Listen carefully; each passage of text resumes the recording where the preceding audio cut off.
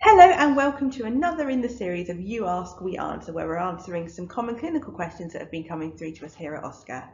My name's Anita Morton and I am the clinical support nurse for Oscar. And I'm Valerie Daly. I'm an independent tissue viability nurse who works with Oscar. So let's have a look at another of the questions that's come through to us. So this is around about what causes a pressure ulcer.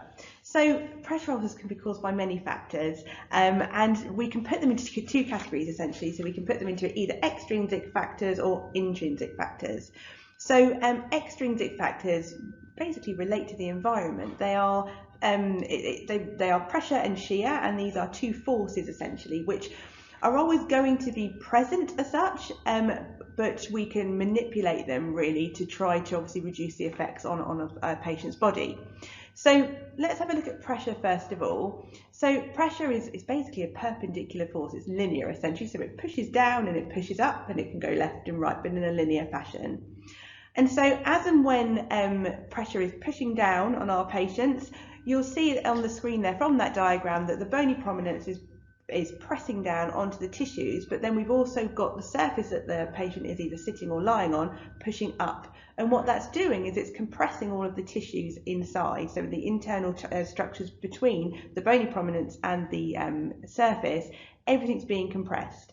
And so you will not only get cell damage at that point, but you also will get potential occlusion of blood vessels. And if that occurs, then we end up with tissue ischemia, and obviously we can then end up with pressure damage.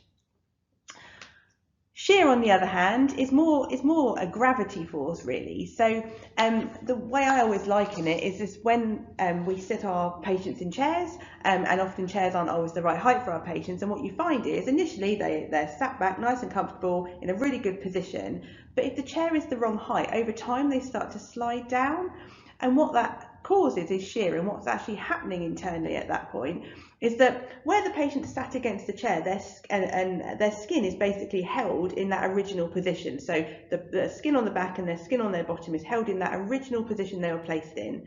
But as and when gravity starts to push that pelvic bone forwards, the pelvis bone moves, but the skin stays in the same place. And then all of the tissue in between sort of drags and shears essentially. And then we can get that shear damage that can cause kinking of blood vessels, tearing of blood vessels, and obviously tissue ischemia as well.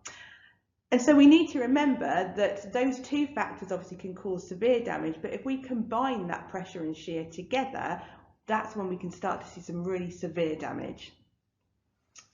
So when we think about the intrinsic factors, it is a combination of what Anita's just talked about, that pressure and shear forces, alongside other physiological conditions of the patients and things that might impact on the patient's ability perhaps to move.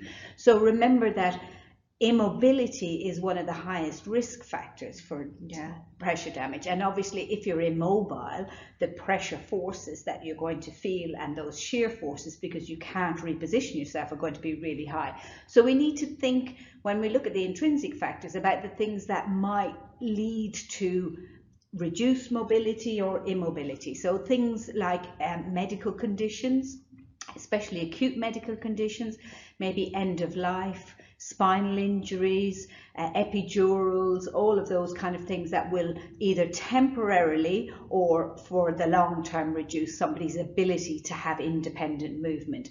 Can be a factor due to age, sometimes even the neonates and the young babies, and certainly complex children can struggle with mobility. And then obviously as the older we get, and obviously as we get older, there's that risk of fractures, which can cause a temporary immobility as well. And then we need to think about nutrition and hydration as well. So as people get older, there's a natural tendency to eat less, isn't there? And that's kind of normal, because they're not doing so much that they're burning the calories, so they don't often feel as hungry as they used to. But it's important to encourage good nutrition, good protein intake and calorie intake, and also to encourage fluids. Fluids, you can't overestimate how important it is to encourage lots of drinking during the day. And I know that as people get older, they get a little bit more worried about drinking, because maybe they're on medication like diuretics, isn't it, for their blood pressure, and they they don't want to be having to run to the toilet all the time, and so they either stop taking their medication or they stop drinking.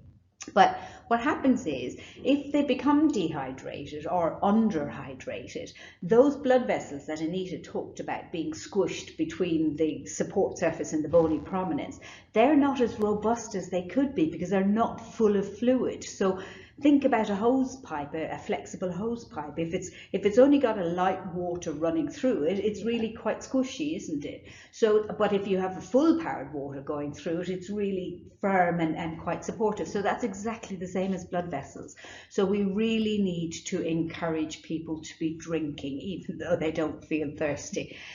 We need to think about drug therapy as well. We need to think about what might cause somebody to become less mobile. So think about maybe mental health conditions, people who may be on high pain relief or new pain relief, because obviously it can take a while for the body to get used to pain relief. And think about things like misuse of drugs, and people who are maybe misusing drugs that might cause them to become a bit more lethargic or cachectic, or and the last thing is around incontinence, or so we need to be really careful with incontinence, because incontinence associated dermatitis, although isn't pressure damage and doesn't cause pressure damage, can lead to a situation where the tissue is really struggling with that kind of repair process, and if you have macerated skin and you have pressure and then your shear force is on top of it, we really can be in an awful lot of trouble. So we're hoping that this has helped to have a really quick refresh on the causes of pressure ulcers. Yeah, so thank you for watching and listening, and we look forward to seeing you again soon at our next session.